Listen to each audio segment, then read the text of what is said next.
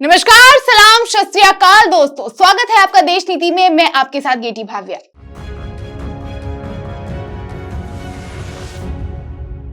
देश नीति केवल सच्ची और पक्की खबरें। दोस्तों, अभी कुछ दिनों पहले आपने देखा होगा बीजेपी एमपी आनंद कुमार हेगड़े जी ने संविधान बदलने की बात की थी, लेकिन उसके बाद बीजेपी के एक और नेता ने जो बात कही है, आप उसे सुनिए। दाम दाम दंड भेद, अस्त्र शस्त्र जो भी चलाना पड़े, बूथ जीतना, मोदी जी का तीसरी बार प्रधानमंत्री बनना है। सब तैयार है? देखा दोस्तों, शाम दाम दंड भेद सब लगा के मोदी जी को तीसरी बार प्रधानमंत्री बनाना है, और इसका सबसे बेहतरीन उदाहरण अभी से शुरू भी हो चुका है। क्या तो खबर पढ़िए, चुनाव से पहले राहुल गांधी को एक और करारा झटका। 6 साल पुराने इस मामले में अब लगाने होंगे कोर्ट के चक्कर। जी, ठीक लोकसभा चुनाव के तारीखों का ऐलान होता है और राहुल गांधी को सरकार कोर्ट में और केजरीवाल को अंदर करने के लिए हाथ धो के पीछे पड़ गई। मैंने सिस्टम अंदर से देखा है, मैं समझता हूं सिस्टम को, इसलिए मोदी जी मुझसे डरते हैं। सब कुछ देखा है मैंने, सब समझता हूं। मैं अंदर बैठता था उसमें, सालों में अंदर बैठा हूं, कोई नहीं छुप सकता मुझसे और मुझे दबा भी नहीं सकते हैं। राहुल ने बिल्कुल ठीक बात कही है, मोदी सरकार उनसे डरती तो है। मैं बता दूं कि ये जो केस राहुल गांधी पे मोदी सरकार ने थोपा है, वो बरसों पुराना 2018 का राहुल गांधी के एक बयान को लेकर है। और तो और अभी ठीक देश के महापर्व लोकसभा चुनाव से पहले झारखंड के चाईबासा में एमपी एमएलए की विशेष अदालत ने राहुल को 27 मार्च 2024 को सशरीर उपस्थित होने का आदेश जारी कर दिया है। उनके खिलाफ भाजपा युवा मोर्चा के प्रदेश अध्यक्ष प्रताप कटियार ने शिकायत दर्ज करवाई थी, और राहुल ने जब याचिका दर्ज की तो न्यायाधीश ऋषि कुमार की अदालत ने उनके इस याचिका को भी सिरे से खारिज कर दिया। जी दोस्तों, शाम दाम दंड भेद सबका समीकरण काफी सोच विचार के बाद हो रहा है। दरअसल अब बात निकली है तो मैं बता दूं कि 2018 में नई दिल्ली में हुए एक कांग्रेस सेशन में राहुल ने यह कह दिया था कि भाजपा में कोई भी हत्यारा राष्ट्रीय अध्यक्ष बन सकता है, और उस वक्त राष्ट्रीय अध्यक्ष के पद पर अमित शाह बैठे थे। तो इस बयानबाजी को सुन के भाजपा युवा मोर्चा के प्रदेश उपाध्यक्ष को काफी बुरा लगा, तो उन्होंने चाईबासा के सीजीएम कोर्ट में फौरन राहुल के खिलाफ केस दर्ज करा लिया।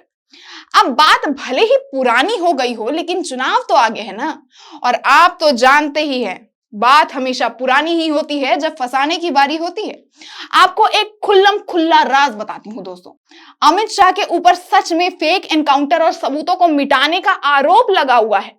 आप खुद ये रिपोर्ट देखिए। ये लेख 25 जुलाई 2010 का है। मोदी के मंत्री अमित शाह सामने आए सोहराबुद्दीन मामले के हत्या के आरोप में गिरफ्तार। इसके बाद दोस्तों मैं बता दूं कि 2014 में जब मोदी की सरकार बनी थी, उस सबसे पहले सोहराबुद्दीन हत्याकांड के मामले में सभी आरोपियों को रिहा कर दिया गया था। अब हालांकि आरोप सिद्ध तो हो नहीं पाया, सरकार बनने के बाद केस खारिज हो गया, लेकिन आरोप है तो है, बातें तो होंगी। लेकिन दोस्तों, ऐसे कैसे राहुल जी को ऐसी छिटाक्सी करने की सजा तो अभी भुगतनी होगी। अब क्योंकि लोकसभा चुनाव पास है तो और भी देखिए किन किन पर ईडी सीबीआई की रेड पड़ती है, और केजरीवाल पे तो सत्तारूढ़ पार्टी ने हाथ धोकर ईडी को लगवा दिया है कि कोई केस ढूंढो, जायज हो या ना हो, बाद में तलाश कर लेना उसके बारे में। पहले मनी लॉन्ड्रिंग केस में धारा 50 को लेकर समन जारी करो, जहां पहले से ही केजरीवाल पे शराब घोटाले को लेकर 9 समन जारी किए हैं ईडी वालों ने। लेकिन जैसे ही केजरीवाल ने 30,000 कोर्ट से इस मामले में बेल ली, लगे हाथ सरकार की कथित तौर पे प्यादे माने जाने वाले जो ईडी हैं, उन्होंने जल बोर्ड के किसी मामले में ताजा न्योता भेज दिया केजरीवाल को। शराब घोटाले में जहां केजरीवाल लगातार समन को नजरअंदाज कर रहे थे, तो उन्होंने हालांकि 15,000 का भारी जुर्माना भी भरा कोर्ट से बेल लेने के लिए। लेकिन ईडी को लगता है आजकल केजरीवाल के बिना मन नहीं लगता है दोस्तों। केजरीवाल लगातार समन टरकाए जा रहे हैं और ईडी लगातार समन पे समन जारी किए जा रही है। बता दूं कि जल बोर्ड के मामले में ईडी ने फरवरी महीने में अरविंद केजरीवाल के पर्सनल असिस्टेंट विभव कुमार और आम आदमी पार्टी के ट्रेजरर और राज्यसभा सांसद एनडी गुप्ता और कुछ अन्य लोगों के खिलाफ छापेमारी की थी, जिसके बाद आम आदमी पार्टी की मंत्री अतिशी ने यह कहा है मोदी सरकार और ईडी पर छिटाक्सी करते हुए कि उन्हें या फिर आम आदमी पार्टी के किसी भी नेता को पता ही नहीं है कि जल बोर्ड का जो मामला है वो क्या है। कोई भी नहीं जानता कि ये मामला क्या है। कुछ समझे दोस्तों? समझे कि नहीं? अगर नहीं समझे तो समझाती हूं। अभी देश का महापर्व लोकसभा चुनाव पास है। ऐसे में निर्मला ताई के अंडर आने वाले ईडी सीबीआई की आंख और कान कैसे तेज ना हो। भले ही उनकी नजरें मोदी के परम मित्र कहे जाने वाले अडानी पर ना पड़े, उस पर अमेरिका को जांच करवानी पड़े, लेकिन हमारे देश के जांच एजेंसियों को कहां फुर्सत कि वो उनके तरफ भी नजर भी डाल सके। लेकिन दोस्तों, महापर्व के तारीखों की घोषणा हो चुकी है, इलेक्शन कमिश्नर की कुर्सी भी भर चुकी है। अब ऐसे में कयास तो यही लगाए जा रहे हैं कि अब एक एक कर विपक्ष के कई नेताओं का नंबर इन चक्करों में लगने वाला है। अब मोदी जी ने पिछले भाषणों में बोला तो है कि उनकी पार्टी भ्रष्टाचार को टॉलरेट नहीं कर सकती है, मतलब पार्टी जो है वो जीरो टॉलरेंट फॉर करप्शन है।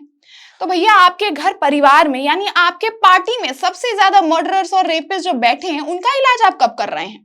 उनके लिए ये जीरो टॉलरेंस क्यों नहीं है? बृजभूषण शरण सिंह के खिलाफ देश की पहलवान बेटियां आंदोलन करते करते थक गई, लेकिन आपकी सरकार उन्हें ही फिर से कुर्सी पर बैठा दिया। खुद मोदी जी के ऊपर फर्जी डिग्री का केस चल रहा है, उन पर कोई उंगली कैसे उठाए दोस्तों। लेकिन इससे बुरी राजनीति और क्या होगी कि महापर्व आया हो और पर्व का आनंद भी विपक्षियों को लेने नहीं दिया जाए। बस केस पे केस, पुराना अधमरा कोई भी केस चला दिया जाए। बाकी दोस्तों, अपनी राय हमें कमेंट करके जरूर बताना, और आप क्या सोचते हो मोदी जी, केजरीवाल और राहुल गांधी के बारे में? कौन जीतेगा आने वाले चुनाव में आपके हिसाब से, वो भी जरूर लिखना। और वीडियो पसंद आए तो कृपया कर लाइक और शेयर भी करना। साथ ही चैनल को सब्सक्राइब करना भी मत भूलना। यकीन मानिए, कोई टैक्स नहीं कटेगा सब्सक्राइब करने का, ना ही कोई ईडी का कोई नोटिस जारी होगा। तो सब्सक्राइब जरूर करना और देखते रहिए देश नीति, क्योंकि देश नीति आप तक पहुंचाता है केवल सच्ची खबरें। धन्यवाद। जय हिंद, जय भारत।